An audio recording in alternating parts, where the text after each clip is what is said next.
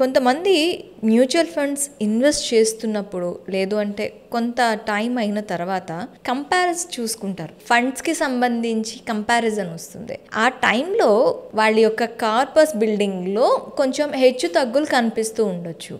So ఇలాంటి టైంలో వాళ్ళు చేయాల్సింది ఏంటి? కంపారిజన్ ఎక్కడ ఉండాలి, ఎక్కడ ఉండకూడదు? ప్రతి ఒక్కరు చేసే పెద్ద మిస్టేక్ ఏంటంటే మేడం, ఇప్పుడు మీతో పాటు ఇంకోళ్ళు ఉంటారు, కలీగ్స్ ఉంటారు. మీరు ఆయన ఒకటి కాదు ఫస్ట్ థింగ్. ఎందుకంటే మీ జీతం వేరు, ఆయన జీతం వేరు. అవును. మీ రిస్క్ ప్రొఫైల్ వేరు, ఆయన రిస్క్ ప్రొఫైల్ వేరు. మీ ఏజ్ డిఫరెన్స్ వేరు, ఆయన ఏజ్ డిఫరెంట్. మీకుండే టెన్యూర్ డిఫరెంట్, ఆయనకుండే టెన్యూర్ వేరు. పోర్ట్ఫోలియో కూడా మారిపోతుంది. మనం ఎప్పుడైతే లాంగ్ టర్మ్ స్ట్రాటజీ అనుకుంటున్నామో మనం అనుకున్న returns 12% on an average historical data బట్టి తీసుకుంటూ మనం ప్లాన్ చేసుకున్నప్పుడు ఆ 12% రిటర్న్ జనరేట్ చేస్తుందా లేదా అనేది important first thing. Okay.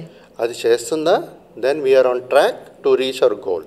Okay, correct. కానీ మన ఇప్పుడు జనరేషన్ పీపుల్ ఏం చేస్తారంటే, చుట్టుపక్కల ఉంటారు, ఫ్రెండ్స్ ఉంటారు, కొంతమంది మా డిస్ట్రిబ్యూటర్ త్రూ వెళ్తారు, కొంతమంది డైరెక్ట్ చేస్తుంటారు. వాళ్ళు ఏం చేస్తుంటారంటే, సార్ వాళ్ళది మాకంటే బాగా చేస్తుంది కదా, మన దాంట్లో మార్చొచ్చు కదా అంటుంటారు. సో ఇప్పుడు వాళ్ళు చూసింది ఏంటి, ఆల్రెడీ పెరిగిపోయింది అది.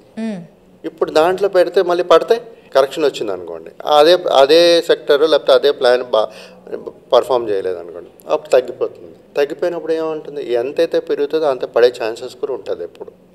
సో సపోర్ట్ చూసుకోవాలి, ఆన్ ద హయ్యర్ సైడ్ ఎంతవరకు వెళ్ళేది కూడా చూసుకోవాలి.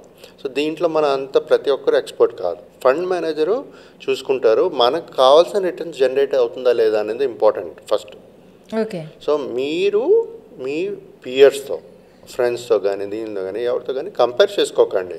మన గోల్ సెట్ చేసుకున్నాము, ఆ గోల్ సెట్ చేసుకున్నప్పుడు ఇంత పర్సెంటేజ్ రిటర్న్స్ వస్తుందా అంటున్నాము, అది వస్తుందా లేదా చూడండి.